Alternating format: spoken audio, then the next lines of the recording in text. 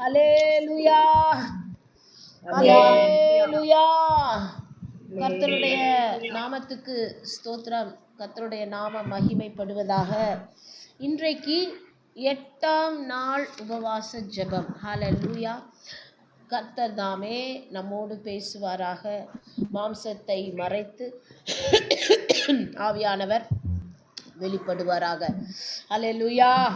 6வது நாளிலிருந்து தேவன் அவருடைய அன்பை குறித்து பேசிக்கொண்டிருக்கிறார். ஆமென். அவருடைய அன்பு எத்தகைய தன்மையுடையது என்பதை குறித்து நாம் பார்த்து கொண்டு வருகிறோம். ஏன் அவருடைய அன்பை குறித்து பேசுகிறார் என்று சொன்னால், அவருடைய அன்பை நாம் ருசித்து, அவருடைய அன்பை அறிந்து, அவருடைய அன்பிலே நாம் நிலைத்திருக்கும் பொழுது, அவருடைய அன்புக்கு நாம் அடிமையாகும் பொழுதுதான் நம்மால் ஜெயம் கொள்கிறவர்களாய் மாற முடியும் என்பதற்காகவே தேவன் தம்முடைய அன்பை குறித்து நமக்கு வெளிப்படுத்தி கொண்டிருக்கிறார். ஹல்லேலூயா. 6ஆம் நாள் அவர் மேலான அன்பை குறித்து பேசினார். 7ஆம் நாள் அவர் மாறாத அன்பை குறித்தும் இன்னும் நிபந்தனையற்ற அன்பை குறித்தும் அவர் பேசினார். இன்றைக்கு 8வது நாள் இன்னும் ஒரு அன்பு. அந்த அன்பு அதுதான் மாயமற்ற அன்பு. ஹல்லேலூயா. The love which is pure. இந்த அன்பை குறித்து தேவன் நம்மோடு பேசும்படியாக இந்த நாளிலும் அவர் விரும்புகிறார். ஹல்லேலூயா, ஹல்லேலூயா. அப்போ ஆவியானவர் சொல்வதை காதுள்ளவன் கேட்க கடவன். ஏன் ஆவியானவர் சொல்வதை காதுள்ளவன் கேட்க கடவன் சொல்றாரு? ஜெயம் கொள்ளுகிறவர்களாய் மாறணும். அப்போ ஜெயம் கொள்ளுகிறவர்களாய் மாறினாதான் நம்ம ஆவியானவர் சொல்றதை நம்ம கேட்க முடியும்.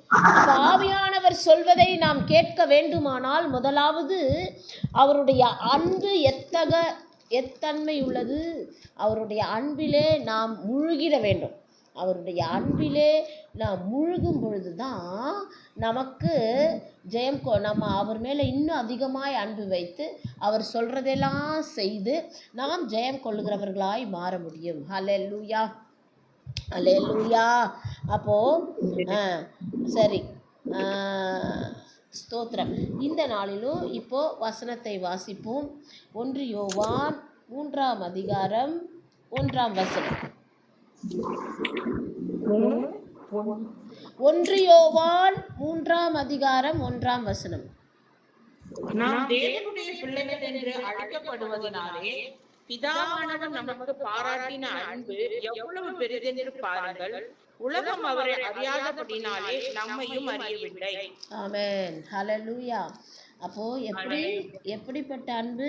நாம் தேவனுடைய பிள்ளைகள் என்று அழைக்கப்படுவதினாலே பிதாவானவர் நமக்கு பாராட்டின அன்பு எவ்வளவு பெரிதென்று பாருங்கள். உலகம் அவரை அறியாதபடினாலே நம்மையும் அறியவில்லை. ஹல்லேலூயா, ஹல்லேலூயா. அப்போ பாருங்க, அவருடைய அன்பு எப்படிப்பட்ட அன்பு அப்படின்னு பார்த்தீங்கன்னா, எவ்வளவு பெரிதென்று அப்படின்னு சொல்லி யோவான் சொல்கிறாரு.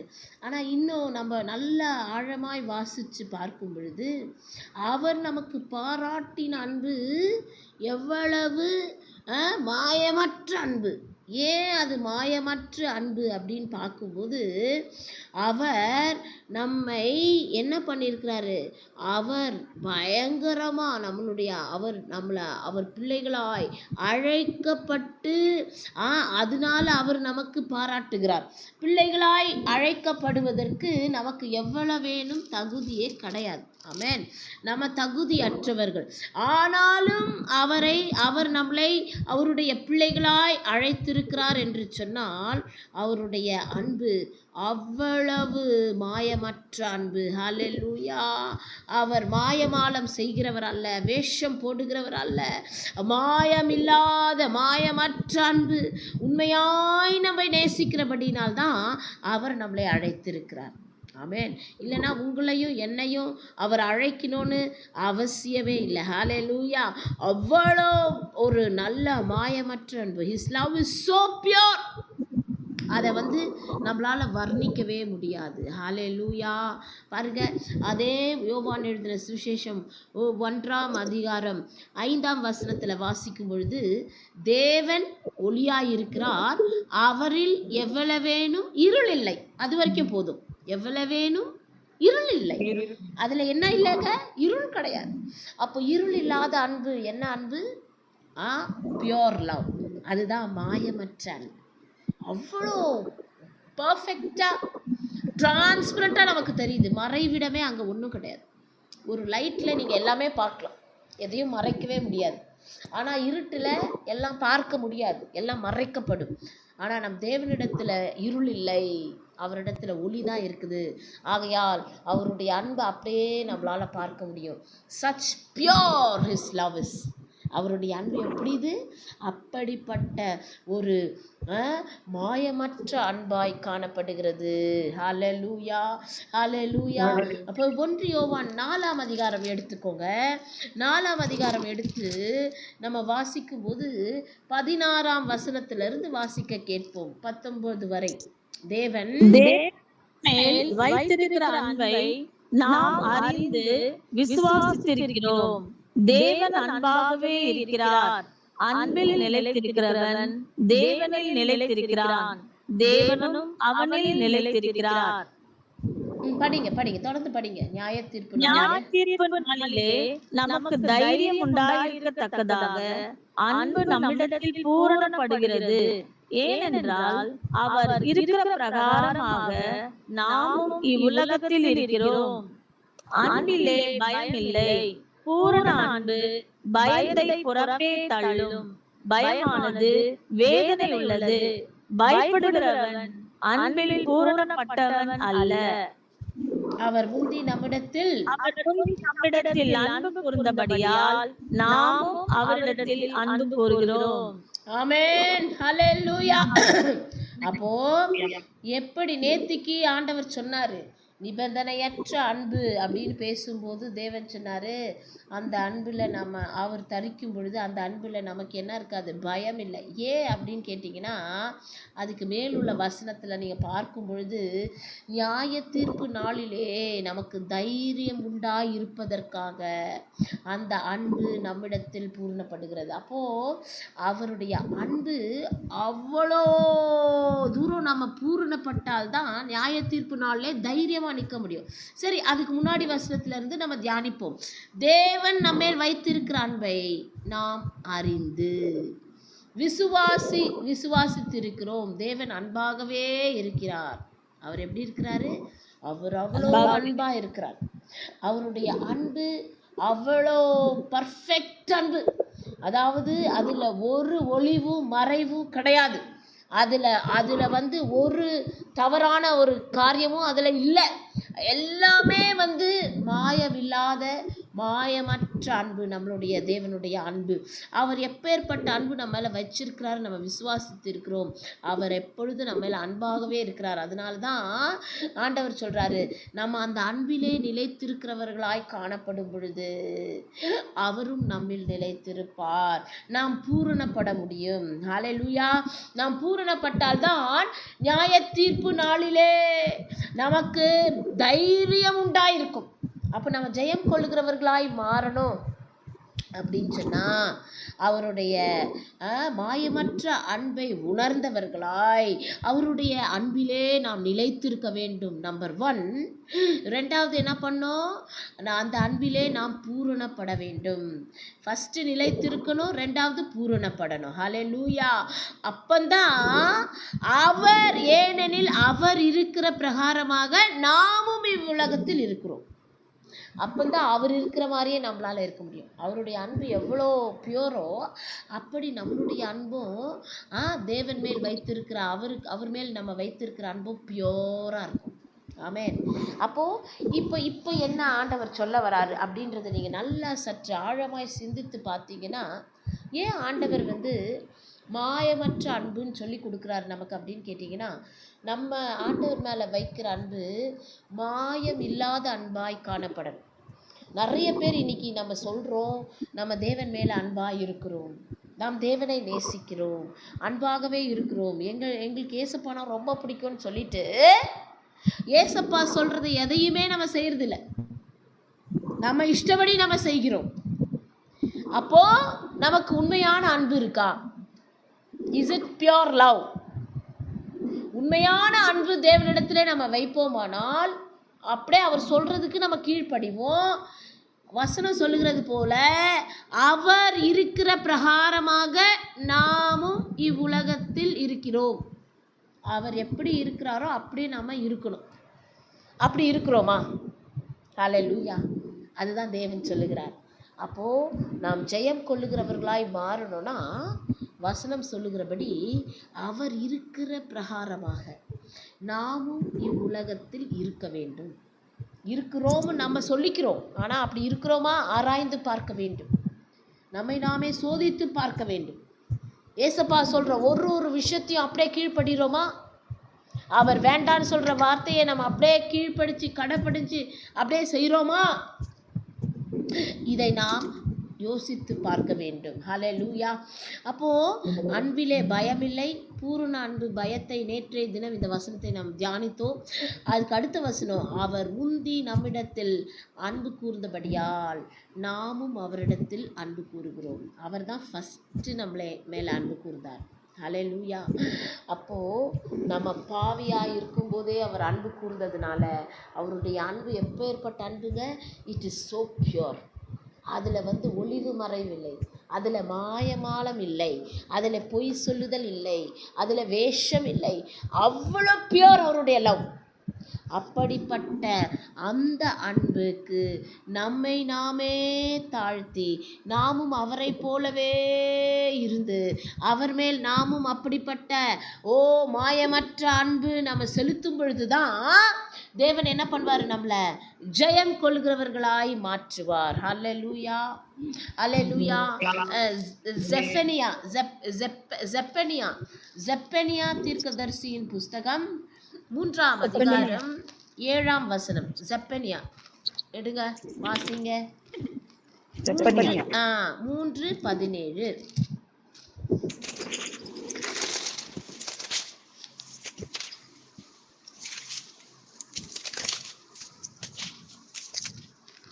இங்கிலீஷ்ல செப்பனியான்னு சொல்றோம். தேவனாகிய கர்த்தர் உன் நடுவில் இருக்கிறார். அவர் வல்லமையுள்ளவர், அவர் ரட்சிப்பார். அவர் உன் பேரில் சந்தோஷமாய் மகிழ்ந்து தம்முடைய அன்பு நிமித்தம் அமர்ந்திருப்பார். அவர் உன் பேரில் கம்பீரமாய் களி கூறுவார். ஆமென், ஹல்லேலூயா. அப்போ அவர் நம் நடுவில் இருக்கிறார், அவர் வல்லமையுள்ளவர், அவர் ரட்சிப்பார், அவர் நம் பேரில் சந்தோஷமாய் மகிழ்ந்து தம்முடைய அன்பு நிமித்தம் அவர் அமர்ந்திருப்பார், அவர் நம் பேரில் கம்பீரமாய் களி கூறுவார். ஹல்லேலூயா, ஹல்லேலூயா. அப்போ அவருடைய அன்பு நிமித்தம் தான் அவர் இதெல்லாம் நமக்கு செய்கிறார். ஆமென். அவருடைய அன்பு எப்பேற்பட்ட அன்பு! நம்மளை ரட்சிக்கிற அன்பு. ஹல்லேலூயா. நம் மத்தியில இருக்கிற அன்பு, அவர் வல்லமையுடைய அன்பு. ஹல்லேலூயா. நம் பேரிலே சந்தோஷமாய் மகிழ்ந்து நம்மை பார்த்து களி கூறக்கூடிய ஒரு அன்பு. ஹல்லேலூயா. அவர் நம்ம என்ன பண்ணுவாராம்? அவர் நம் பேரில் கம்பீரமாய் களி கூறுவார். ஹல்லேலூயா. அப்போ ஏன் அவர் நம்ம மேல களி கூறணும்? நம்ம ஏமாத்துறோம், நம்ம யாரு, நம்ம எங்க இருந்தோம் எல்லாம் யோசிச்சு பார்க்கும்போது நம்ம எங்கேயோ இருந்த நம்மை அவருடைய அன்பின் நிமித்தம், அவருடைய அவ்வளோ ஒரு மாயமற்ற அன்பு, அந்த அன்பின் நிமித்தம் அவர் நம்மளை என்ன பண்ணுறாராம்? அவர் நம்மளை ரட்சிக்கிறார். ரட்சித்து அவர் நம் நடுவில் இன்றைக்கும் நம்மோடு இருக்கிறார். ஹல்லேலூயா. இன்றைக்கும் இப்பொழுதும் நம்மோடு இருக்கிறார். அவர் அப்பேற்பட்ட வல்லமையுடையவர். ஆனாலும் அவருடைய அன்பு எப்பேற்பட்ட அன்பு! மாயமற்ற அன்பு. அதனால தான் அவர் சந்தோஷமாக என்ன பண்ணுறாரு? நம்ம மேலே மகிழ்ந்து களி கூறி நம் பேரில் அவர் கம்பீரித்து அவர் களி கூறுகிறார். ஆமென். என் பிள்ளைகள் அழுது ஜெபிக்கிறாங்க, என் பிள்ளைகள் உபவாசிக்கிறாங்க, என் பிள்ளைகள் என்னை நாடி தேடுகிறார்கள் என்று அவர் கம்பீரித்து களி கூறுகிறார். அல்லேலூயா. பாருங்க, இந்த உபவாச நாட்களில் பார்த்தீங்கன்னு சொன்னா, ஒருவேளை நம்ம தெரிஞ்சோ தெரியாமலே ஒரு சில தவறுகள் செய்தாலும் நம்ம ஆண்டவரை நோக்கி பார்ப்பதினாலே தேவன் என்ன பண்றாராம், நம்மிலே அவர் கம்பீரமாய் களி கூறுகிறார். ஹல்லேலூயா, ஹல்லேலூயா. ஏன்னு சொன்னா அவருடைய அன்பு அவ்வளவு மாயமற்ற அன்புங்க. ஹல்லேலூயா. நம்ம கொஞ்சம் அவருக்காக நம்ம தியாகம் செய்ய ஆரம்பிச்சிட்டோம்னா, கொஞ்சம் நம்ம அவரை தேட ஆரம்பிச்சிட்டோம்னா, நம்ம ரொம்ப கூட இல்லை, நம்ம இப்போ செய்யறதெல்லாம் ரொம்ப கொஞ்சம் தான், நம்ம ரொம்ப நினச்சிக்க கூடாது, ரொம்ப கொஞ்சம் செய்கிறோம். ஆனால் அதுலேயே தேவன் என்ன பண்ணுறாரு, ரொம்ப சந்தோஷப்படுறாரு. ஓ என் பிள்ளைகள் எனக்காக, ஓ என்னுடைய காரியத்திற்காக வந்து கூடி அமர்ந்து தங்களுடைய வேலைகளெல்லாம் விட்டு ஓ கர்த்தருக்காக வந்து அவங்க நேரத்தை செலவழிக்கிறாங்களேன்னு சொல்லி அவர் நம்மிலே கம்பீரித்து களி கூறுகிறார். ஏன்? அவருடைய அன்பின் நிமித்தம். அவர் நம் பக்கத்தில் வந்து உட்கார்ந்திருக்கிறார். நம் பக்கத்திலே நம்ம பேசுகிறதெல்லாம் உற்று கவனித்து கேட்டுக்கொண்டிருக்கிறார். சந்தோஷத்தோட அவர் நம்மளை பார்க்கிறார். ஓ இப்படிப்பட்ட உண்மையா என்னை நோக்கி கூப்பிடுகிற இந்த சிறு கூட்டத்தை நோக்கி அவர் மிகவும் களி கூறுகிறார். ஹல்லேலூயா. பெரிய கூட்டம் அல்ல, ஆனாலும் அவர் மிகவும் சந்தோஷப்படுகிறார். ஏன்? அவருடைய அன்பின் நிமித்தம். அந்த அன்பு எப்பேற்பட்ட அன்புங்க? It is pure love. மாயமற்ற அன்பு, மாயமே இல்லாத அன்பு. ஹல்லேலூயா, ஹல்லேலூயா. ஆகையால் தான் தேவன் இந்த நாளிலே சொல்றாரு, ஓ எனக்கு எனக்கு என்ன, நீங்கன்னா எப்படியா மாறணும்? ஜெயம் கொள்கிறவர்களாய் மாறணும். நீங்கள் ஜெயம் கொள்ளாமல் போயிடவே கூடாது. அப்போ எவ்வளோ அன்பு நம்ம மேலே வச்சிருக்கிறாரு பார்த்தீங்களா? எவ்வளோ அன்பு. நம்ம ஒரு நாளும் நரகத்துக்கு போயிடக்கூடாது அப்படின்ற ஒரு ஒரு வைராக்கியம் அவருக்கு நம்ம மேல் இருக்கிறபடினால, ஐயோ இந்த ஆத்மா எப்படியாச்சும் பரலோகம் வந்துடணும், இந்த ஆத்மா நரகத்துக்கு போவே கூடாதுன்றதுக்காக தான் நம்மளை ரட்சிக்கும்படியாக அவர் இறங்கினார். இப்போ அவர் என்ன பண்ணுறாரு? நமக்காக பேசி கொண்டு இருக்கிறார், நம்மை வழி நடத்தும்படியாக பேசி கொண்டு இருக்கிறார்.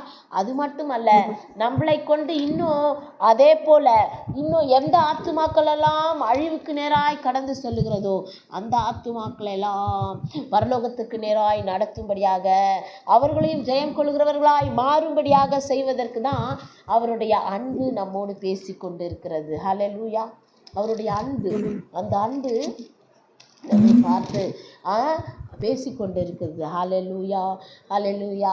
அதே எரேமியா எழுதின தீர்க்கதரிசியின் புஸ்தகம் 31 அதிகாரம்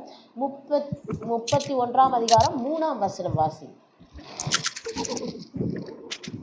31 இதோ நாட்கள் வரும் என்று 31:3 கர்த்தர் எனக்கு தரிசனையானார் என்பாய். அநாதி சிநேகத்தால் உன்னை சிநேகித்தேன், ஆசையினால் உன்னை இழுத்துக் கொள்கிறேன். ஆமென், ஹல்லேலூயா. கர்த்தர் எனக்கு தரிசனமானார் என்பாய். ஆம், அநாதி சிநேகத்தால் உன்னை நான் சிநேகித்தேன், ஆதலால் காருண்யத்தால் நான் இழுத்து கொள்ளுகிறேன். ஹல்லேலூயா. அப்போ எப்படிப்பட்ட சிநேகங்க அவருடைய சிநேகம்! அப்படிப்பட்ட ஒரு சிநேகம், pure. It's so pure, it's so pure. அதில் மாயமே கிடையாது. அப்படிப்பட்ட ஒரு சிநேகம் தேவன் நம்மை சிநேகிக்கிறார். அதனால்தான் அவருடைய காருண்யம் நம்மளை இழுத்து கொள்கிறது. எப்பொழுதும் நம்ம எந்த தவறான பாதையில் மாறி ஒருவேளை நம்ம போனால் கூட ஆண்டவர் அடிச்சியோ அன்பினால் சொல்லியோ எப்படியோ நம்மளை திரும்பியும் அவர் பக்கமாய் கொண்டு வருகிறார். ஹல்லேலூயா. அப்போது இதெல்லாம் அவர் எதுக்கு செய்கிறார் அப்படின்னு பார்த்தீங்கன்னா, இதெல்லாமே நம்ம ஜெயம் கொள்கிறவர்களாய் மாற வேண்டும் என்பதற்காய் அவர் நமக்கு இதை எல்லாவற்றையும் செய்கிறார். ஹல்லேலூயா. சரி, இப்போ இந்த அன்பை குறித்து தேவன் இவ்வளவாய் பேசினார் அல்லவா? இப்போ அடுத்து என்ன பண்ணணும் அப்படின்னு இன்னைக்கு நமக்கு சொல்லி கொடுக்க போகிறார். அடுத்து என்னன்னு கேட்டிங்கன்னா, ஒரு முக்கியமான விஷயம் நம்ம செய்ய வேண்டியது. இதுதான் ரொம்ப கஷ்டம், நம்மளால் செய்ய முடியவே முடியாதுன்னு சொல்லி நிறைய பேர் போயிடுறாங்க. ஆனால் நம்ம ஒரு சிலர் என்ன பண்ணுறோம், கஷ்டப்பட்டு எப்படியாச்சும் செஞ்சிடணும்னு நம்ம பார்க்குறோம். எடுத்து வாசிங்க. யாக்கோபு எழுதின நிருபம் 4ஆம் அதிகாரம் 7ஆம் வசனம். ஆகையால் தேவனுக்கு கீழ்ப்படிந்திருங்கள், பிசாசுக்கு எதிர்த்து நில்லுங்கள், அப்பொழுது அவன் உங்களை விட்டு ஓடி போவான். ரொம்ப தெரிஞ்ச வசனம், எல்லாருக்கும் தெரிஞ்ச வசனம். ஆனால் ஆண்டவர் இன்றைக்கு நம்மோடு ஆழமாய் பேச போகிறார் இந்த வசனத்தை வைத்து. ஆகையால் தேவனுக்கு கீழ்ப்படிந்திருங்கள், பிசாசுக்கு எதிர்த்து நில்லுங்கள், அப்பொழுது உங்களை விட்டு அவன் என்ன பண்ணுவான்? ஓடி போவான். சரி, இந்த வசனத்தை 2 பாகமாக நம்ம பிரிச்சுக்க போகிறோம். இப்போ ஆண்டவர் நம்மோடு வல்லமையாக இடைப்பட போகிறார். இங்கிலீஷில் ரொம்ப அழகாக இருக்குது. Submit your selves therefore unto God, resist the devil and he will flee from you. So நம்ம என்ன செய்யணும்? கீழ்ப்படிந்து இருக்கணும். கீழ்ப்படியறது தான் இங்கிலீஷில் என்ன போட்டிருக்குன்னா சப்மிட். ஒபீடியன்ஸுன்றதை விட சப்மிட்டுன்னு போட்டிருக்கு. சப்மிட் அப்படின்னா நம்மை நாமே மொத்தமாக அவருக்கு ஒப்பு கொடுத்துடணும். அல்லேலூயா. நம்மளுடைய மொத்த காரியத்தையும் அவர் கையில் கொடுத்துடணும். இப்போது ஸ்கூலில் டீச்சர் வந்து சொல்கிறாங்க சப்மிட் யோர் நோட் புக்ஸ் அப்படின்னு சொல்கிறாங்க. அப்படின்னா அந்த நோட் புக்கை ஃபுல்லாக கொண்டு போய் என்ன பண்ணிடணும்? டீச்சர் கையில் கொடுத்துடணும். அந்த நோட் புக்கில் எழுதுனதை மட்டும் கொடுத்துட்டு மிச்சத்தை நம்ம வச்சுக்கிட்டோன்னா அது சப்மிட் பண்ணதா அர்த்தமா? இல்லை. சப்மிட் யுவர் நோட் புக்னால் நமக்கு சொந்தமானது தான். ஆனால் அதை டீச்சர் கரெக்ட் பண்ணி திரும்பி கொடுக்குவாங்க. அதுக்காக அவங்க என்ன பண்ணுறாங்க? சப்மிட்ன்றாங்க. அல்லேலூயா. நம்ம இப்போது பேங்க்குக்கு போகிறோம், ஏதாவது ஒரு விஷயம் நம்ம கேட்குறோன்னா சப்மிட் யுவர் டாக்குமெண்ட்ஸ்ன்னு சொல்கிறாங்க. சப்மிட்னா என்ன? மொத்தத்தையும் கொடுத்துடணும், அது உங்களோடது தான். ஆனாலும் நீங்கள் அவங்க கையில் கொடுக்கணும். அப்போ தான் உங்களுக்கு அதில் தான் என்ன பண்ணுவாங்க? காசெல்லாம் தருவாங்க. காசு வேணும்னா அப்போ நம்ம சப்மிட் பண்ணாதான் நம்ம அடகு, அந்த மோட்டகேஜ் சொல்கிறாங்க, அந்த மாதிரி செய்கிறது. அப்போ சப்மிட்னா என்ன அர்த்தம்னா மொத்தமும் நம்மை நாமே ஒப்பு கொடுப்பது தான் சப்மிட். அல்லேலூயா. தமிழில் என்ன போட்டிருக்கு? கீழ்ப்படியுங்கள் போட்டிருக்கு. கீழ்ப்படிந்திருங்கள் அப்படின்னா ஒபீடியன்ஸ். ஒபீடியன்ஸ்னால் அது விட ஒரு மேலான காரியம்தான் சப்மிட். இந்த சப்மிஷன் எப்போ வரும் நமக்கு அப்படின்னு கேட்டிங்கன்னா, நம்மை நாமே முழுசாக தேவனிடத்தில் ஒப்பு கொடுக்கணும். அந்த காரியம் எப்போ நமக்கு வரும்னு சொன்னால், நம்ம தேவனை நேசிக்கும் பொழுது தான் நம்மளை முழுமையாய் ஒப்பு கொடுக்க முடியும். அல்லேலூயா, அல்லேலூயா, அல்லேலூயா. அப்போ பாருங்கள், நம்ம சப்மிட் பண்ணணும். முதல் காரியம் சப்மிட். 2வது காரியம் என்ன பண்ணணும்? எதிர்த்து நில்லுங்கள். பிசாசுக்கு என்ன பண்ணணும்? எதிர்த்து நிற்கணும். Resist the devil and he will flea from you. So 2 காரியத்தை குறித்து இந்த நாளிலே ஆவியானவர் நம்மோடு பேசுவாராக. முதல்ல சப்மிட் அப்படின்ற இந்த காரியத்தை குறித்து நாம் பார்க்க போகிறோம். ஹல்லேலூயா. அப்போது ஆண்டவர் என்ன சொல்கிறார்? நம்மை நாமே முழுமையாய் தேவனுக்கு நம்மை அர்ப்பணிக்க வேண்டுமானால், ஒப்பு கொடுக்க வேண்டுமானால், அப்போ நம்ம என்ன செய்யணும்? முதலாவது நம்ம என்ன பண்ணணும்? அவரை நேசிக்கணும். அவரை நேசித்து அவருடைய வார்த்தையை விசுவாசித்து அதை நாம் ஏற்றுக்கொள்ளும் பொழுது தான் நம்மளால் முழுமையாக என்ன பண்ண முடியும்? நம்மளால் சப்மிட் பண்ண முடியும், கீழ்ப்படிய முடியும். அவருடைய வார்த்தைக்கு நம்மளால் கீழ்ப்படிய முடியும். இல்லைன்னு சொன்னால் அவருடைய வார்த்தைக்கு நம்ம ஒரு காலமும் கீழ்ப்படிய முடியாது. கீழ்ப்படிய முடியலன்னா பிசாசை எதிர்த்து நிற்க முடியாது. பிசாசை எதிர்த்து நிற்கலை அப்படின்னு சொன்னால் நாம் ஜெயம் கொள்ளுகிறவர்களாய் மாற முடியாது. ஹல்லேலூயா, ஹல்லேலூயா. பாருங்க, எபிரேயருக்கு எழுதின நிருபம் 12ஆம் அதிகாரம் 9ஆம் வசனம். கடகட நிறைய இருக்கு காரியங்கள் சொல்ல. வாசி. 12:9 எபிரேயர். அல்லேலூயா. சரீரத்தின் தகப்பன்மார்கள் நம்மை சிக்கும்போது அவர்களுக்கு நாம் அஞ்சி நடந்திருக்க நாம் பிழைக்கத்தக்கதாக ஆவிகளின் பிதாவுக்கு வெகு அதிகமாய் அடங்கி நடக்க வேண்டும் அல்லவா? ஹல்லேலூயா. இங்கே அடங்கி அப்படின்னு போட்டிருக்கு, ரொம்ப அழகா. அடங்கி, அடங்கி தான் டு சப்மிட் ourselves. ஹல்லேலூயா. அப்போ பாருங்க, இந்த இடத்துல அந்த ஆண்டவர் ஆவியானவர் எழுதி வச்சிருக்கிறார் பாருங்களேன். நம்ம சரீரத்தின் தகப்பன்மார்கள் நம்மை சிட்சிக்கும் பொழுது, நம்ம தப்பு செய்யும் பொழுது, நம்மளை கண்டிக்கும் பொழுது அவர்களுக்கு நம்ம பயந்து நடக்கிறோமே. அப்போ நம்ம உயிரோடு இருக்கணும், நல்லா இருக்கணுன்றதுக்காக இந்த உலகக்குரிய தகப்பன்மார்கள் நம்மளை சிட்சித்து நம்மளை வழி நடத்துகிறாங்க. ஆனால் ஆண்டவர் நம்மளை பார்த்து கேட்கிறார்,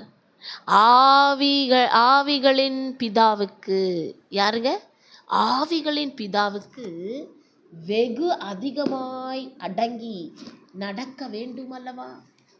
அப்போ அவர் யாருங்க? ஆவிகளின் பிதா. அவர் அப்பேற்பட்ட பெரிய ஒரு தெய்வம். அவருக்கு அவ்வளோ பெரிய அதிகாரம் இருக்குது. இந்த உலகத்து தகப்பன்மாருக்கு கூட அந்த அதிகாரம் இல்லை. ஆனால் நம்மளுடைய பரம தகப்பனுக்கு அப்பேற்பட்ட அதிகாரம். அல்லேலூயா. இங்கிலீஷ்ல ரொம்ப அழகா போட்டிருக்கு பாருங்களேன். Furthermore, we have had fathers of our flesh which corrected us, and we gave them reverence. Shall we not much rather be in subjection unto the Father of spirits and live? யாருங்க? Father of spirits, ஆவிகளின் பிதாவுக்கு. இந்த வார்த்தை நல்ல ஆழமாய் நீங்கள் கூர்ந்து நீங்கள் தியானித்து பார்த்தீங்கன்னா, he is not a father of just one person or just one world. அவர் ஒருவருக்கு மட்டும் தெய்வம் அல்ல, இல்லை ஜனங்களுக்கு மட்டும் தெய்வம் அல்ல. இந்த உலகத்தில் இருக்கிற எல்லாவற்றிற்கும் மேலான தெய்வம் நம் தெய்வம் இயேசு கிறிஸ்து. உலகத்தை படைத்தவர் அவர், அண்ட சராசரங்களை படைத்தவர் அவர், மனிதர்களை படைத்தவர் அவர். அது மட்டுமல்ல, ஆவிகளையும், ஹல்லேலூயா, அந்த எல்லாவற்றிற்கும் அவர் தகப்பனாய் இருக்கிறார். ஹல்லேலூயா. ஆவிகளின் பிதாவுக்கு வெகு அதிகமாய் அடங்கி நடக்க வேண்டும் அல்லவா? So we need to subject ourselves to the Father of spirits. அப்போ இந்த இப்படிப்பட்ட ஒரு வல்லமை, அதை நம்ம கொஞ்சம் ஆழ்ந்து தியானிக்கும் பொழுது எல்லா ஆவிகளும் அவருடைய அதிகாரத்தின் கீழ் காணப்படுகிறது. எல்லா ஆவிகளும் அவருடைய அதிகாரத்திற்கு உட்பட்டு இருக்கிறது. அல்லேலூயா. அப்பேற்பட்ட வல்லமையுடைய தெய்வம் நம் தெய்வம். அந்த தெய்வத்துக்கு நம்ம அடங்கி நடக்கணுமே, அடங்கி போகணுமே. அடங்கி போனாதானே ஹல்லேலூயா நம்ம என்ன செய்ய முடியும்? அவருக்கு வெகு அதிகமாய் அடங்கி நடக்க வேண்டும் அல்லவா? அப்பந்தான் நம்மளை தேவன் பரலோகத்துக்கு அழைத்து செல்ல முடியுமே. நான் ஏன் இஷ்டம் அப்படின்னு நம்ம சொன்னோன்னா, ஹல்லேலூயா, அப்போ நம்ம எப்படி நம்மளால பரலோகம் போக முடியும்? ஹல்லேலூயா, ஹல்லேலூயா. பரலோகம் போக முடியாதுங்களே. அப்போ அவருக்கு அடங்கி நடக்கணும்ல. பாருங்க, அந்த இது ஒரு ஃப்ரேஸ்ன்னு சொல்லுவாங்க. த ஃபாதர் ஆஃப் ஸ்பிரிட்ஸ் அப்படிங்கிறது இட்ஸ் அ ஃப்ரேஸ். அது தமிழில் எனக்கு தெரியாது. ஃப்ரேஸு அப்படின்னா என்னன்னா, அவர் ஒரு தெய்வம். அந்த தெய்வம் அவர் யாருன்னா, அவர்தான் சிருஷ்டிகர், அவர்தான் ஆதியும், அவர்தான் அந்தமும், அவர்தான் எல்லாம் முடிவு பரியந்தம் எல்லாமே அவர் கீழ் அடங்கி இருக்கிறது. ஹல்லேலூயா. உலகத்துக்குரியவைகள் மட்டுமல்ல, ஆவிக்குரிய மண்டலங்களிலும் எல்லாம் அவருடைய கட்டுப்பாட்டின் கீழ் அடங்கியிருக்கிறது. அப்போ ஆவிகள், நமக்கு தேவன் ஆவியை தந்தருளினாரே, நமக்குள்ளே இருக்கிறது நம்மளுடைய ஆவி, ஆத்துமா, சரீரம், 3 இருக்குது இல்லையா? அதில் பார்த்தீங்கன்னா ஆவி யார் கொடுத்தது? தேவன் தந்தது. அப்போ நல்லா யோசிச்சு பாருங்க, இந்த உலகத்தில் எத்தனை கோடி மக்கள், அவ்வளோ ஒரு கோடி மக்களுக்கும் அவர் ஆவியை தந்திருக்கிறார். ஆமென், ஹல்லேலூயா. அவருடைய ஆவியை தந்து கதறினார். பிளஸ் ஆத்துமா, இந்த ஆத்துமா மொத்தமே பார்த்தீங்கன்னு சொன்னால் ஒரு நாள் நியாய தீர்ப்பு நாளிலே எங்கே கொண்டு போய் நிற்க போகுது? அவருடைய சிங்காசனத்திற்கு முன்பாக நியாய தீர்ப்புக்கு. அப்போ இதெல்லாம் யாருக்கு அடங்கி இருக்குது? அவருக்கே அடங்கி இருக்கிறது. ஹல்லேலூயா.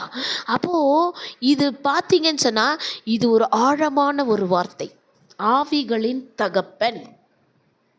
அப்போது இந்த ஆமென், ஆவிகளின் தகப்பனுக்கு நாம் அடங்கி இருக்க வேண்டும் என்று நமக்கு கர்த்தர் கட்டளையிடுகிறார். ஹல்லேலூயா, ஹல்லேலூயா. அப்போ பாருங்க, ஏன் இந்த வசனத்தை நமக்கு சொல்லி கொடுக்குறாரு ஆண்டவர் இன்னைக்கு அப்படின்னு பார்த்தீங்கன்னா, நம்ம ஜெயம் கொள்கிறவர்களாய் மாறணும்னா உலகத்து தகப்பனுக்கு கீழ்ப்படுகிறதை பார்க்கிறோம், ஆவிகளின் தகப்பனுக்கு கீழ்ப்படிய நமக்கு தேவன் கற்றுக் கொடுக்கிறார். நான் யாரு? நான் எப்பேற்பட்ட தெய்வம்? சகலத்திற்கும் நான் தான் தெய்வம். எல்லா ஆவிக்குரிய மண்டலங்களில் இருக்கிற எல்லா காரியத்துக்கும் நான் தான் தெய்வம். என்னை அன்றி ஒரு அணுவும் அசையாது. அப்போ நான் சொல்றதை நீங்க கேட்டீங்கன்னா தான், ஆவியானவர் சொல்வதை காதுள்ளவன் கேட்க கடவன். நீங்க கேட்கும் பொழுதுதான் நீங்க என்னவா மாற முடியும்? ஜெயம் கொள்கிறவர்களாய் மாற முடியும். ஆமென். அப்போ நம்ம முழுசா என்ன பண்ணணும்? நம்மளை சப்மிட் பண்ணணும். என்ன பண்ணணும்? அவர் கீழே என்ன பண்ணணும்? அடங்கி போகணும். ரொம்ப அழகான வார்த்தை. கீழ்ப்படினோன்றதை விட நம்ம என்ன சொல்லணும்? அடங்கி போகணும். இப்போ அடங்கிறது சாதாரணமாக வருமா? அடங்கிறது அப்படிங்கிறது கொஞ்சம் கஷ்டம் இல்லையா? ஆனால் அவருக்கு நம்ம அடங்கிட்டோன்னு வச்சுக்கோங்களேன், அவர் அழகாய் நம்மளை பரலோகத்திற்கு நேராய் நடத்தி செல்வார். ஹல்லேலூயா, ஹல்லேலூயா. நம்ம அடங்கலை அப்படின்னா அவர் நம்மளை நடத்தவே முடியாதுங்க. யாராலையும் நமக்கு உதவியே செய்ய முடியாது. அவரே கைவிட்டார்னா அப்புறம் வேற யார் நம்மளை காப்பாற்ற முடியும்? யாருமே காப்பாற்ற முடியாது. ஆமென். சரி, இப்போ அடுத்த ஒரு வசனம். அப்போ அடங்கணும் அப்படின்னா நம்ம என்ன செய்யணும்? நம்ம ஆவிகளின் தகப்பனுக்கு அடங்கி போனோம்னு சொன்னால் நம்ம என்ன செய்யணும் அப்படின்னு கேட்டிங்கன்னா, ரோமருக்கு எழுதின சுவிசேஷம் 10ஆம் அதிகாரம் 3ஆம் வசனம் வாசி.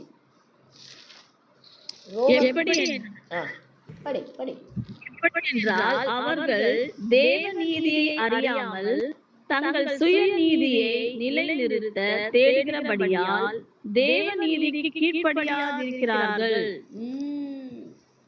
அவருக்கு ஆவிகளின் பிதாவுக்கு அடங்கணும்னா நம்ம எதை ஒடுக்கணும் சொல்லுங்க பார்க்கலாம்? சுயநீதி. ஹல்லேலூயா. எதை ஒடுக்கணுங்க? சுயநீதி. இதுதான் ரொம்ப கஷ்டம். நம்ம எல்லாருக்குமே ரொம்ப ரொம்ப கஷ்டமான விஷயம். சுயநீதியை டோட்டலாக அழிக்கிறது தான் ரொம்ப கஷ்டம். ஆண்டவர் எதையாவது ஒன்று சொல்கிறாருன்னு வச்சுக்கோங்க, உடனே நம்மளுடைய சுயத்தில் நம்ம நீதி பேச ஆரம்பிச்சிடும். ஐயோ ஆண்டவரே, உங்களுக்கு தெரியாதது ஒன்றுமே இல்லையே, என் சூழ்நிலை உங்களுக்கு தெரியுமே. இது என்னதுங்க? சுயநீதி. அவருக்கு தெரியாதா? அவருக்கு தெரியுமே. நம்ம என்ன சொல்கிறது அவருக்கு? ஹல்லேலூயா. உடனே நீ இந்த இடத்த விட்டு நீ போ, இந்த இடத்த விட்டு வெளியே வா, நான் உன்னை நடத்துவேன்னு சொன்னான். ஐயோ ஆண்டவரே, நான் உங்களுக்கு தெரியுமே, நான் என் வீட்டுக்கு கட்டுப்பட்டு இருக்கிறேனே, நான் என் வீட்டுக்கு கீழ்ப்படியணுமே. சுயநீதி. ஹல்லேலூயா. தேவன் சொல்லுகிறதை கேட்கக்கூடாதபடிக்கு எது மேலோங்குதுங்க? சுயநீதி. ஹல்லேலூயா. அப்போது இங்கிலீஷில் எப்படி போட்டிருக்குன்னா, to establish their own righteousness. என்ன அழகாக போட்டிருப்பாருங்க. To establish their own righteousness. நாங்கள் பர்ஃபெக்ட்டுன்ட்டு ஆண்டவருக்கே நம்ம சொல்கிறது. ஹல்லேலூயா. அப்போ அப்படி சொல்ல ஆரம்பிச்சிட்டோன்னா நம்ம அடங்க முடியுங்களா? அடங்கவே முடியாது. எனக்கு அருமையான தேவ ஜனமே, ஹல்லேலூயா. இந்த நாளிலே தேவன் நம்மை பார்த்து பேசி கொண்டிருக்கிறார். ஹல்லேலூயா. ஓ, நாம் அவருக்கு, யார் அவரு? ஆவிகளின் பிதா. ஆவிகளின் பிதாவுக்கு அடங்கி இருக்க வேண்டுமானால் நம்மளுடைய சுயநீதியை ஒழிக்க வேண்டும் என்று கர்த்தர் சொல்லுகிறார். ஹல்லேலூயா. should not establish our own righteousness, rather Hallelujah. Libakaturaba, surrender. Submit to God's righteousness. Amen. Hallelujah. யாருடைய ரைச்சஸ்னஸ்க்கு நம்ம ஒப்பு கொடுக்கணும்? unto the righteousness of God. அவருடைய நீதிக்கு நம்ம அடங்கி போகணும். நம்ம சுயநீதியை அந்த இடத்துல நம்ம மேலோங்காதபடி அதை ஆண்டவரே என்னிடத்திலிருந்து எடுத்து போடுங்கன்னு சொல்லி ஒப்பு கொடுக்கணும். ஆமென். இன்றைய தினம் தேவன் நம்மோடு பலமாய் பேசி கொண்டு இருக்கிறார். ஹல்லேலூயா. முதலாவது என்ன பண்ணணும்? அடங்கி போகணும். யாருக்கு அடங்கி போகணும்? ஃபாதர் ஆஃப் ஸ்பிரிட்ஸ், ஆவிகளின் தகப்பனுக்கு அடங்கி போகணும். ரெண்டாவது என்ன பண்ணணும்? சுயநீதி மேலோங்காதபடிக்கு ஹல்லேலூயா நாம் சுயநீதியை முற்றிலும் அறவே அழிக்க வேண்டும். ஹல்லேலூயா, ஹல்லேலூயா. சரி, இந்த சுயநீதி அழிக்கப்பட்டாதான் நம்ம அவருக்கு அடங்கி போவோம். அவருக்கு அடங்கினா போனாதான் நம்மளால் பிசாசை எதிர்த்து நிற்க முடியும். பிசாசுக்கு எதிர்த்து நின்னாதான் நாம் ஜெயம் கொள்கிறவர்களாய் மாறுவோம். இதெல்லாம் ஒரு சீக்வென்ஸ், இதெல்லாம் ஒரு ஆர்டரில் ஆண்டவர் நமக்கு சொல்லி கொடுத்துட்டே வரார். அப்போது இந்த சுயநீதி உள்ள ஒரு சிலரை நாம் வேதத்தில் தேவன் காண்பித்திருக்கிறார். அவர்களை தேவன் எப்படி அடக்கினார் என்பதை குறித்தும், அந்த சுயநீதி மேலோங்காதபடிக்கு தன்னை தாழ்த்தினவர்களை குறித்தும் தேவன் நமக்கு கற்றுக் கொடுக்க போகிறார். ஹல்லேலூயா, ஹல்லேலூயா. முதலாவது நம்ம யாரை பார்க்க போகிறோம்னு சொன்னால் யோபை பார்க்க போகிறோம். ஹல்லேலூயா. யோபு பார்த்தீங்கன்னு சொன்னால் அவர் ஆண்டவரிடத்திலிருந்து பயங்கரமான சர்டிஃபிகேட்லாம் அவர் வாங்கியிருக்கிறார். ஆண்டவரிடத்திலிருந்து பயங்கரமான நல்ல பேர் எடுத்திருக்கிறார் யோபு. ஹல்லேலூயா. அவரை போல ஒரு உத்தமன் இல்லை என்று தேவனே என்ன பண்ணுறாருங்க? யோபை குறித்து சாட்சி கொடுக்கிறார். ஹல்லேலூயா. அப்படிப்பட்ட தேவ மனிதன் தான் என்ன நடக்குது அப்படின்னு பார்த்தீங்கன்னா, ஒரு கட்டத்தில் அவர் சுயநீதியாய் மாறுகிற போது தேவன் அவருடைய சுயநீதியை எப்படி அடக்குறார் என்பதை குறித்து அவரே பேசுகிறார், அவரே சொல்கிறார். அதை குறித்து தான் நம்ம சில வசனங்களை படித்து நாம் தியானிப்போம். ஹல்லேலூயா. பார்த்தீங்கன்னு சொன்னால் அவர் எப்படிப்பட்ட சாட்சி ஆண்டவர் முதலாவது யோபுக்கு கொடுத்தாரு அப்படின்னு பார்க்கும்போது, யோபு எழுதின புஸ்தகம் 1ஆம் அதிகாரம் 8ஆம் வசனத்தை வாசி. கர்த்தர் சாத்தானை நோக்கி, என் தாசனாகிய யோபின் மேல் கவனம் வைத்தாயோ? உத்தமனும் சன்மார்க்கனும் தேவனுக்கு பயந்து பொல்லாப்புக்கு விலகிறவனாகிய அவனைப் போல பூமியில் ஒருவனும் இல்லை என்றார். போதும் பாருங்க, அவர் கொடுக்கிற சாட்சி யோபை குறித்து எப்பேற்பட்ட சாட்சி. ஆனா அவருக்கு சுயநீதி இருந்துச்சான்னு கேட்டிங்கன்னா, சுயநீதி இருந்துச்சு. அதனால தான் தேவன் கற்றுக் கொடுக்கிறார் ஒரு சில பாடத்தை.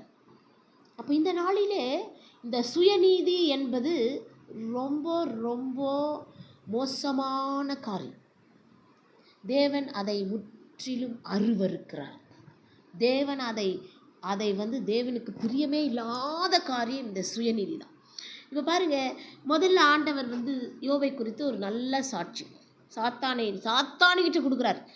என் தாசனாகிய யோபின் மேல் கவனம் வைத்தாயோ? அவர் எப்படிப்பட்டவர்? உத்தமன், சன்மார்க்கன், தேவனுக்கு பயந்து பொல்லாப்புக்கு விலகுகிறவனுமாகிய ஆண்டவர் சொல்றாரு, அவனை போல பூமியில் ஒருவனும் இல்லை என்றார். இது யார் கொடுக்குற சாட்சி? தேவனே யோபை குறித்த சாட்சி.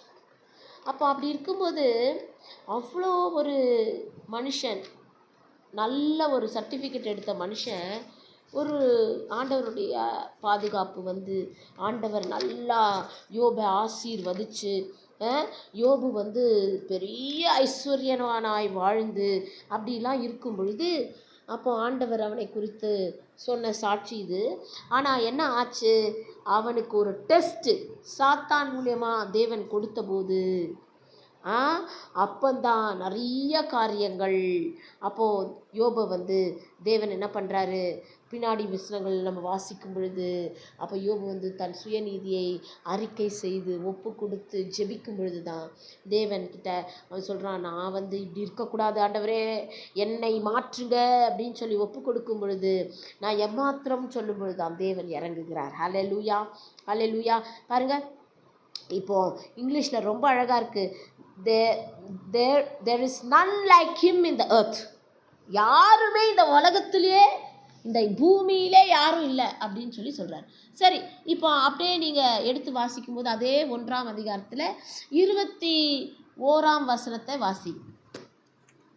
நிர்வாணியாய் என் தாயின் கர்ப்பத்திலிருந்து வந்தேன், நிர்வாணியாய் அவ்விடத்திற்கு திரும்புவேன். கர்த்தர் கொடுத்தார், கர்த்தர் எடுத்தார், கர்த்தருடைய நாமத்துக்கு ஸ்தோத்திரம் என்றான். ஆமென், ஹல்லேலூயா. பாருங்க, நிறைய காரியம் நடக்குது. இதெல்லாம் நம்ம ஃபுல்லாக படிக்க முடியாது, உங்கள் எல்லாருக்கும் தெரிந்த சம்பவம் தான். நிறைய நடக்குது. ஒரே நாளில் அவனுடைய எல்லா பிள்ளைகளும் செத்துடுறாங்க. ஒரே நாளில் அவனுடைய ஆஸ்திகள் எல்லாம் அழிகின்றது. எல்லாம் அவன்கிட்ட இருந்ததெல்லாம் அழியுது. ஒரே நாளில் வீடு எல்லாம் அழிக்கப்படுகிறது. அப்போது சாத்தானை ஆண்டவர் வந்து அந்த அளவுக்கு சாத்தானுக்கு இடம் கொடுத்து நீ போ டெஸ்ட் பண்ணுன்னு சொல்லும் பொழுது, அப்போது சாத்தான் இந்த வேலையெல்லாம் செய்கிறான். அப்போ ஆண்டவர் ஒரே ஒரு கண்டிஷன் வைக்கிறார், அவன் ஜீவனை மட்டும் நீ தொடாதன்னு சொல்லும் பொழுது, அப்போ யோபுக்கு கடைசியாக கொப்பளம் கூட வந்துடுதுங்க. உடம்பு ஃபுல்லாக கொப்பளம் வந்து சொரிஞ்சிக்கிட்டு அவர் உட்கார்ந்துட்டு இருக்கும் போது, அப்போது வந்து பார்த்தீங்கன்னு சொன்னால், அப்போது அவன் வந்து சொல்கிற ஒரு ஸ்டேட்மெண்ட், நான் நிர்வாணியாய் என் தாயின் கர்ப்பத்திலிருந்து வந்தேன், நிர்வாணியாய் அவ்விடத்துக்கு நான் திரும்புவேன். எவ்விடத்திற்கு? நான் மரணம் எனக்கு நேர்ந்தாலும், நான் இறந்தே போனாலும் நான் போகிறது நிர்வாணியாக தான் போகிறேன். கர்த்தர் கொடுத்தார், எனக்கு எல்லாவற்றையும் தேவன் தான் கொடுத்தாரு. நான் தகுதியற்றவன், எனக்கு பிள்ளைகள், மனைவி, எனக்கு ஆஸ்தி பாஸ்தி, சொத்து அந்தஸ்து எல்லாம் தேவன் தான் கொடுத்தார். அப்போ அவரே எடுத்துட்டாரு. அவருடைய நாமத்துக்கு ஸ்தோத்திரம்னு சொல்லும் பொழுது, அப்போது அடுத்த வசனத்தில் ரொம்ப அழகாக போட்டிருக்கு, இவைகள் எல்லாவற்றிலும் யோபு பாவம் செய்யவும் இல்லை, தேவனை பற்றி குறை சொல்லவும் இல்லைன்னு போட்டிருக்கு. ரொம்ப அழகாய் அவன் என்ன பண்ணுறான், தேவனிடத்தில் தன்னை தாழ்த்துகிறான். ஆனால் பின்னாடி அப்படியே நீங்கள் வாசிக்கும் பொழுது யோபு நீங்கள் பார்க்கும்போது 12ஆம் அதிகாரம் 1-6 வசனங்கள் வாசி. யோபு 12 1-6.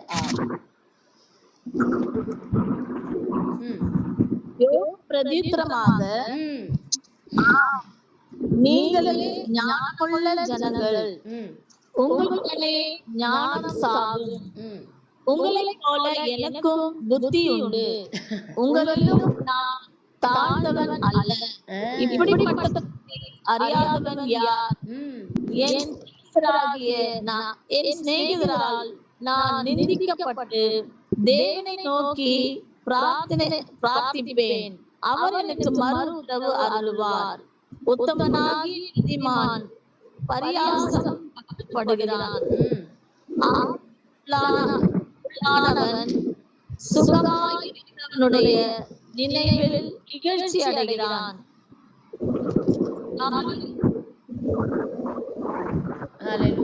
ஸ்தோத்திரம். ஆபத்துக்குள்ளானவன் சுகமாயிருக்கிறவனுடைய நினைவில் இகழ்ச்சி அடைகிறான். கால் இடறினவர்களுக்கு இது நேரிடும். உங்களுடைய கூடாரங்களில் செல்வம் உண்டு, தேவனை கோபப்படுத்துகிறவர்களுக்கு கோபம் பாக்கும் உண்டு, அவர்கள் கையிலே தேவன் கொண்டு வந்து கொடுப்பார். ஹல்லேலூயா, ஹல்லேலூயா. அப்போ டிஸ்டர்பன்ஸ் ஏதோ வருது. ஹல்லேலூயா, ஸ்தோத்திரம். அப்போது அந்த இடத்துல யோபு வந்து என்ன பண்ணுறாரு பாருங்க, யோபு என்ன சொல்கிறாரு பாருங்க. என்ன டிஸ்டர்பன்ஸ்? ஸ்தோத்திரம், ஸ்தோத்திரம். ஹல்லேலூயா. யோபு என்ன சொல்கிறாரு பாருங்க, அவர் நீங்களே ஞானமுள்ள ஜனங்கள், உங்களுடனே ஞானம் சாகும், உங்களைப் போல எனக்கும் புத்தியுண்டுன்னு சொல்கிறார். அங்கே ஒரு ஸ்டேட்மெண்ட் விட்டுடுறார் பாருங்க. But I have understanding as well as you, I am not inferior to you. நான் என்ன ஆகலை, நான் தாழ்ந்தவன் அல்ல, இப்படிப்பட்டவைகளை அறியாதவன் யார்? who knoweth not such things as these அப்படின்னு சொல்லி இங்கிலீஷில் போட்டு. ஹல்லேலூயா. அப்போது இந்த இடத்துல அங்கே ஒரு பாவமும் செய்யாத ஒரு தேவ மனிதர் இந்த இடத்துல அந்த இடத்துல ஃப்ரெண்ட்ஸ் எல்லாம் அவன்கிட்ட பேசி பேசி அவனை கோவப்படுத்துகிறாங்க, இல்லைன்னு சொல்லலை, என்னென்னமோ பேசுகிறாங்க தான். ஆனாலும் அந்த இடத்துல யோபு தன்னை என்னவா மாற்றிக்கிறான்? தன்னை நீதிமானாய் மாற்றிக்கிறான். நல்லா பாருங்க, அந்த 4ஆம் வசனத்தில் படிக்கும்போது, என் சிநேகிதரால் நான் நிந்திக்கப்பட்டு தேவனை நோக்கி பிரார்த்திப்பேன், அவர் எனக்கு மறு உத்தரவு அருள்வார், உத்தமனாகிய நீதிமான் பரியாசம் பண்ணப்படுகிறான்னு சொல்லி அவன் சொல்லிக்கிறான். உத்தமனாகிய நீதிமான் அவனே அவனை குறித்து பேசிக்கிறான். So and he answereth him and he just upright man is laughed to scorn, I will call upon God ன்னு சொல்லி சொல்கிறான். அப்போ அந்த இடத்துல அவனுக்குள்ளே என்ன மேலோங்குதுங்க? சுயநீதி மேலோங்குது. ஹல்லேலூயா. அப்போது பாவம் செய்யாதவங்க, நானும் ஒரு வேளை பாவம் செஞ்சுருப்பேன், அதனால தான் எனக்கு இந்த காரியம் அப்படின்னு அவன் சொல்லியிருந்தா இன்னும் சந்தோஷப்பட்டிருப்பார் ஆண்டவர். ஆனால் அந்த இடத்துல தன்னைத்தானே சுயநீதிமானாக அவன் தன்னைத்தானே சொல்லுகிறான். அப்படிதான் நம்மளும் பிரியமான தேவஜனமே, இந்த காலகட்டத்தில் அந்த காலகட்டத்தில் யோபு அவ்வளோ உபத்திரவம், அவ்வளோ பாடு, நிந்தை, அவமானம், தன்னுடைய சொந்த மனைவியே யோபை ஐயோ நீ என்ன பண்ணுற, நீ இப்போ இன்னும் நீ தேவனை தூஷித்து நீ ஜீவனை விட மாட்டியே அப்படின்னு சொல்லும்போது, பைத்தியக்காரை போல நீ பிதற்றுகிறாய் அப்படின்னு சொன்ன யோபு தான் கர்த்தர்கிட்ட இருந்து நம்ம நல்லது வாங்கிக்கணுமே, அவருடைய கரத்திலிருந்து தீங்கை நாம் அனுபவிக்கக்கூடாதான்னு சொல்லி கேட்குறாரு. எல்லா இடத்துலையும் உத்தமனாக இருக்கிறாரு, ஆனால் இந்த இடத்துல தன்னைத்தானே நீதிமானாய் அவர் என்ன சொல்கிறாரு? நான் இவ்வளோ அநியாயமாக என்னை எல்லாரும் பண்ணுறாங்களேன்ற ஒரு வருத்தத்தில் அவர் என்ன பண்ணுறாரு? அவருடைய சுயநீதி மேலோங்குகிறது. அப்போது இந்த நாளிலே தேவன் நம்மை பார்த்து என்ன சொல்கிறார் அப்படின்னு கேட்டிங்கன்னா, நீங்களும் நானும், நமக்கு அநேக போராட்டங்கள் இருக்கலாம், பாடுகள் இருக்கலாம், உபத்திரவங்கள் இருக்கலாம், நம்மளுடைய சூழ்நிலை அப்படி இருக்கலாம், நம்மளுடைய காரியங்கள் அப்படி இருக்கலாம், நிறைய பேர் நம்மளை நிந்திக்கலாம், நிறைய பேர் நம்மளை அவமானப்படுத்தலாம். எல்லாம் நடக்கும்போது கூட நம்ம தேவனுக்கு முன்பாக நம்மளுடைய சுயநீதி மேலோங்கக்கூடாது என்பதை குறித்து தேவன் நமக்கு கற்றுக் கொடுக்கிறார். ஹல்லேலூயா. என்ன நடந்தாலும் நாம் தேவனுக்கு தான் என்ன பண்ணணும்? அடங்கி இருக்கணும். யாருக்கு அடங்கி இருக்கணுங்க? தேவனுக்கு தான் அடங்கி இருக்கணும், தவிர மனுஷனுக்கு அடங்கி போகக்கூடாது. ஹல்லேலூயா, ஹல்லேலூயா. யார் என்ன சொன்னாலும் தேவன் சொல்லுகிற வார்த்தையை அப்படியே கேட்டு அதன்படியே நாம் நடக்கும்படியாக, நம்மளுடைய சுயநீதி மேலோங்காதபடிக்கு நம் சுயநீதியை முற்றிலும் அறவே ஒழிக்க வேண்டும் என்று ஆவியானவர் நமக்கு இந்த நாளிலே கற்றுக் கொடுக்கிறார். ஹல்லேலூயா. இந்த சுயநீதி இருந்துச்சுன்னு சொன்னால் நம்மளால் அடங்கி போக முடியாதுங்க. ஆவியானவருடைய வார்த்தைக்கு நம்ம கீழ்ப்படியவே முடியாது. ஏன்னா ஆவியானவர் ஒரு வார்த்தை சொல்கிறாருன்னா அந்த வார்த்தைக்கு நம்மளே என்ன பண்ணுவோம்? வேற ஒரு காரியத்தை சொல்லி நம்மளே அதை நீதிப்படுத்தி அது நம்ம செய்கிறது ரைட்டுன்னு நம்மளே சொல்லிட்டு நம்மளே ஏஞ்சி போயிடுவோம். அப்படி தான் இன்றைக்கி அநேகர் செய்கிறார்கள். அதை தான் தேவன் இந்த நாளிலே நமக்கு சொல்லி கொடுக்கிறார். நீங்களா ஒரு நீதியை கொண்டு நான் செய்கிறது ரைட்டுன்னு சொல்லிட்டு ஏஞ்சி போயிட்டீங்கன்னா நீங்கள் எப்படி எனக்கு அடங்கி இருப்பீங்க? நீங்கள் எப்படி நான் சொல்கிறத கேட்பீங்க? நீங்கள் எப்படி ஜெயம் கொள்ளுகிறவர்களாய் மாறுவீங்க என்று கர்த்தர் கேட்கிறார். இப்போ ஆண்டவர் அதிகாலையில் தேடுகிறவன் கர்த்தரை கண்டடைகிறான் வசனம் இருக்குது. அப்போ நிறைய பேர் நம்ம என்ன ரீசன் சொல்லிக்கிறோம்? ஐயோ எனக்கு உடம்பு முடியாதுங்க, ஐயோ எனக்கு வீட்டில் நிறைய வேலைங்க, ஐயோ நைட்டு நான் ரொம்ப லேட்டாக படுப்பேங்க, ஐயோ நான் ஆஃபீஸில் போய் உழைச்சிட்டு வரேங்க, காலையில் எந்திரிக்க முடியாதுங்க. நம்மளே என்ன பண்ணிக்கிறோம்? நீதி சொல்லிக்கிறோம். சொல்லிட்டு நம்ம படுத்து தூங்கிடுறோம். ஆண்டவர் கேட்டால், ஆண்டவரே உமக்கு தெரியும் அப்பா, என் கஷ்டம் தெரியும், அப்போ இது பேர் தான் சுயநீதி. அப்போ தேவன் கேட்கிறார், இப்படிப்பட்ட காரியங்கள் நமக்குள் காணப்படுமானால் எப்படி நம்ம அடங்கி போக முடியும்? ஆவிகளின் தகப்பன், ஆவிகளின் பிதா, ஃபாதர் ஆஃப் ஸ்பிரிட்ஸ். அப்போ அவருக்கு எப்படி நம்ம அடங்கி போக முடியும்? அவருக்கு அடங்கி போனாதான் நம்ம யாரை எதிர்க்க முடியும் சொல்லுங்க? பிசாசை எதிர்த்து நிற்க முடியும். பிசாசை எதிர்த்து நின்னாதான் நம்ம யாரா மாற முடியும்? ஜெயம் கொள்கிறவர்களாய் மாற முடியும். ஆமென். இன்னும் நிறைய விஷயம் நான் சொல்ல போனால் நிறைய எக்ஸாம்பிள் சொல்லிட்டே போகலாம்.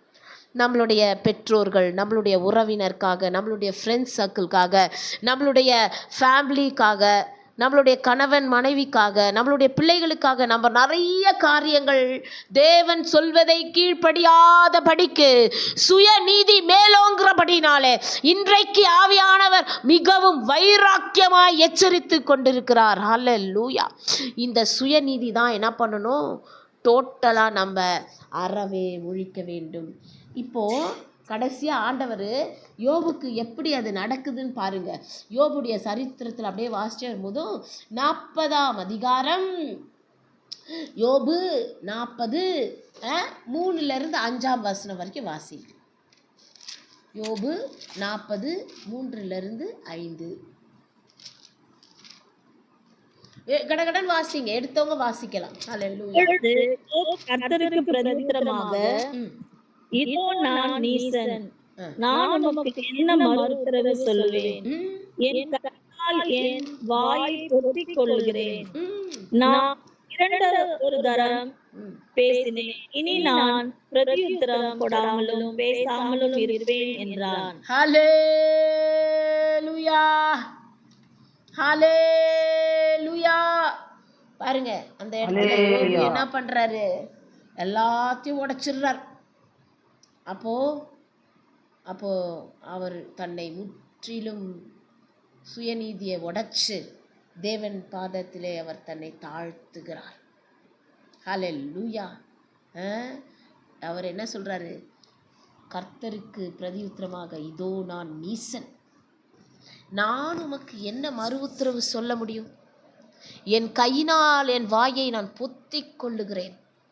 நான் 2 தரம் பேசினேன், இனி நான் பிரதியுத்தரம் கொடாமலும் பேசாமலும் இருப்பேன் அப்படின்னு சொல்கிறார். அதுக்கு முன்னாடி வசனம் ஆண்டவர் கேட்குறாரு, ரொம்ப அழகாக கேட்குறாரு. 2ஆம் வசனம் வாசிச்சு பாருங்க. சர்வ வல்லவரோடு வழக்காடி அவருக்கு புத்தி படிப்பிக்கிறவன் யார்? தேவன் பேரில் குற்றம் பிடிக்கிறவன் இவைகளுக்கு உத்தரவு சொல்ல கடவன் என்றார். ஆமென். இந்த வசனம் ரொம்ப ஸ்ட்ராங்கான வசனங்க. ஹல்லேலூயா. யாரோட வழக்காடக்கூடாது? நம்ம யாருக்கு புத்தி சொல்லக்கூடாதுங்க? சர்வ வல்லமையுடைய தேவன். ஹல்லேலூயா. அவர் எப்படிப்பட்ட தேவனுங்க? சர்வ வல்லமையுள்ள தேவன். அவருக்கு முன்பாக நம்ம வழக்காடலாமா? அவருக்கு நம்ம புத்தி சொல்லலாமா? அவருக்கே நம்ம பாடம் கற்பிக்கலாமா? யார் கொடுத்த அதிகாரங்க? ஆமென். அவர் சொல்லும் பொழுது அவர் சொல்லுகிறதை அப்படியே கேட்காதபடிக்கு நம்ம எதிர்த்து பேசுகிற காரியம், அவரோடு நம்ம யுத்தம் செய்கிற காரியம் எல்லாவற்றையும் அவர் பார்த்து கொண்டு இருக்கிறார். எதனால? சுயநீதினால தான் நம்ம அப்படி செய்கிறோம். அப்போ ஆண்டவர் கேட்குறாரு, எப்படி அப்படிப்பட்ட காரியங்கள் செய்ய முடியும்? குற்றம் பிடிக்கிறவன் இவைகளுக்கு உத்தரவு சொல்ல கடவன் சொல்லும்போது யோபு புரிஞ்சுக்கிறாரு, நம்மளுடைய சுயநீதி மேலோங்குதுன்னு சொல்லி அதோட தன்னை முற்றிலும் தாழ்த்துகிறார். ஹல்லேலூயா. தன்னை முற்றிலும் தாழ்த்தி முற்றிலும் வெறுமையாக்கி அவர் என்ன பண்ணுறாரு? ஏசப்பா, நான் என்ன பண்ணுறேன்? என் வாயை புத்தி கொள்கிறேன், இனி நான் என்ன பண்ண மாட்டேன், திறக்கவே மாட்டேன்னு சொல்லும் பொழுது ஆண்டவர் பயங்கரமாக கேள்வி கேட்குறார். கேட்டு கேட்டு கேட்டு கடைசியில் யோபு என்ன சொல்கிறாருன்னு கவனிங்க. 42ஆம் அதிகாரத்தில் 1லேருந்து 6 வாசிங்க. இப்போ இதுதான் ஹைலைட், வாசிங்க.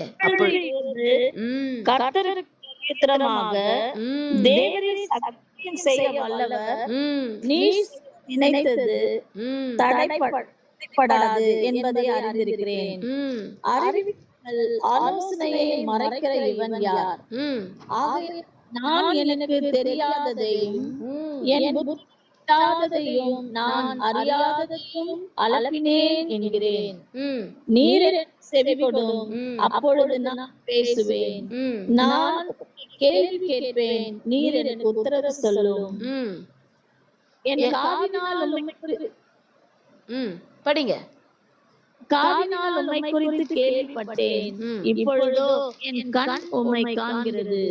ஆகையால் நான் என்னை அருவருத்து தூணிலும் சாம்பலிலும் இருந்து மனஸ்தாபப்படுகிறேன் என்றார். அவ்வளவுதான், போதும். ஹல்லேலூயா. கடைசியா யோபு தேவனிடத்துல சரணடைந்துடுறான். ஹல்லேலூயா. அப்போ இந்த சரணடைதல் தான் என்னது? அடங்கி போகிறது. ஆமென். கடைசியா ஆண்டவர் என்ன பண்றாரு? யோபை தன் வழிக்கு கொண்டு வந்துடுறார், அடங்க வச்சிடறார். எப்பேற்பட்ட சர்டிஃபிகேட் வாங்கின யோபுக்கே அந்த நிலைமைனா நம்ம எம்மாத்திரம். ஹல்லேலூயா. நீங்களும் நானும் எம்மாத்திரம். ஓ, அவர் நினைச்சிட்டாருன்னா எப்படினாலும் நம்மளை இழுத்து கொண்டு வந்து அடங்க வைப்பார். ஹல்லேலூயா. அவருக்கு அடங்கினால்தான் நீங்களும் நானும் ஜெயம் கொள்ளுகிறவர்களாய் மாற முடியும். அதுதான் இந்த 8ஆம் நாளிலே தேவன் நம்மோடு பேசி கொண்டிருக்கிறார். ஹல்லேலூயா. அவன் சொல்றான் பாருங்க, தேவரீர் அவர் என்ன சொல்றாரு? சகலத்தையும் செய்ய வல்லவர், உங்களுக்கு எல்லா வல்லமை இருக்கிறது, நீர் நினைத்தது ஒரு நாளும் தடைப்படாது. அது எனக்கு நல்லா தெரியும்.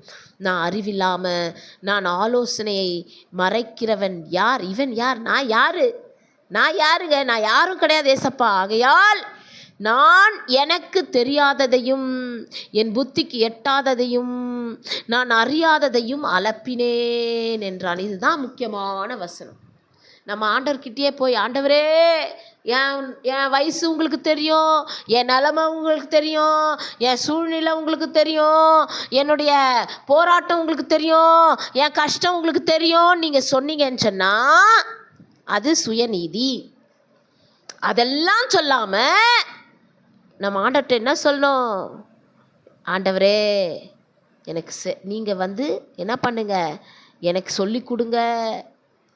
என் புத்திக்கு எட்டாதது தான், எனக்கு தெரியாததெல்லாம் நான் தெரியாமல் பேசிட்டேன், அலப்பிட்டேன், என்னை மன்னிச்சிருங்க ஆண்டவரேன்னு சொல்லி நம்மை முற்றிலும் நம் சுயநீதியை விட்டு நம்மை தாழ்த்தும் பொழுதுதான் நாம் என்ன செய்ய முடியும்? ஜெயம் கொள்ளுகிறவர்களாய் மாற முடியும். ஹல்லேலூயா, ஹல்லேலூயா. அந்த ஜெயம் கொள்ளுகிறவர்களாய் மாறும்படியாக பாருங்க, யோபு சொல்றபடி தூளிலும் சாம்பலிலும் இருந்து மனஸ்தாபப்படுகிறேன் என்றார். அவர் தூளிலும் சாம்பலிலும் இருந்து மனஸ்தாபப்பட்டார். நாம் எப்படி மனஸ்தாபப்படணும்? இப்போ உபவாசம் இருந்து நம்மளுடைய இருதயங்களை விருத்த சேதனம் செய்து, அல்லேலூயா, நம்மளுடைய ஒவ்வொரு அங்க அவயங்களையும் விருத்த சேதனம் செய்து நம்மை நாமே தாழ்த்தி சுயநீதியை விட்டு நம்ம அவரிடத்துல என்ன பண்ணணும்? மனஸ்தாபப்படணும். இயேசுவே என்னை மன்னிச்சிருங்க, என் சுயநீதி நாங்கள் பேச மாட்டோம், இனி சுயநீதி நாங்கள் சொல்லி நாங்கள் நான் என்ன கஷ்டத்தில் இருக்கிறேன்னு ஆண்டவருக்கே நம்ம போய் ஜெபிக்கக்கூடாது. அப்படிப்பட்ட ஜெபம் ஒரு நாளும் கேட்கப்படாது. எனக்கு அருமையான தேவஜனமே, சுயநீதியோடு ஜெபிக்கிற ஒரு ஜெபமும் கேட்கப்படாது, பதில் கொடுக்கப்பட மாட்டாது. அழுது அழுது அழுது அழுது எவ்வளவு ஜெபித்தாலும் சுயநீதியாய் ஜெபிக்கிற ஜெபம் தேவன் அருவருக்கிறார். எப்பேற்பட்ட யோபு, எப்படிப்பட்ட ஒரு சர்டிஃபிகேட் வாங்கின யோபு, தேவனிடத்திலிருந்து நல் சாட்சி பெற்ற யோபு, சாத்தானுக்கு முன்பாக சாட்சி கொடுத்த தேவன் ஒரு கட்டத்தில் அவர் சுயநீதியாய் மாறும் பொழுது, அவர் சுயநீதியை பேசும் பொழுது தேவன் உக்கிர கோபம் அடைந்து யோபை பார்த்து அவர் என்ன பண்ணுறாரு? அவர் கடிந்து கொள்ளுகிறார். நீ எப்படி அப்படி பேசுவேன்னு சொல்லி கடிந்து கொள்ளும் பொழுது அப்போ யோபு தன்னை தாழ்த்தி தன்னை முற்றிலும் முற்றிலும் தேவனுடைய பாதத்திலே சுயநீதியை விட்டு தாழ்த்தும் பொழுதுதான், ஓ ஹல்லேலூயா, தேவன் என்ன பண்றாரு? இரட்டிப்பான ஆசீர்வாதத்தை தேவன் கட்டளையிடுகிறார். அப்பந்தான் நீங்க அந்த 42ஆம் வசனத்துல அதிகாரத்துல வாசிச்சு பார்க்கும்போது கர்த்தர் யோபின் முன்னிலைமையை பார்க்கிலும் அவன் பின்னிலைமை ஆசீர்வதித்தார். 14,000 ஆடுகளும் 6,000 ஒட்டகங்களும் 1000 ஏர்களும் 1000 கழுதைகளும் அவனுக்கு உண்டாயின. 7 குமாரரும் 3 குமாரத்திகளும் அவனுக்கு பிறந்தார்கள்.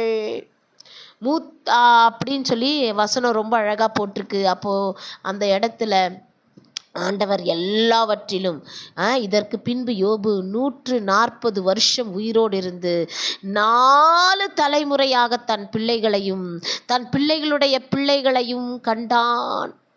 யோபு நெடுநாள் இருந்து பூர்ண வயதுள்ளவனாய் மரித்தான். கேட்டீங்களா?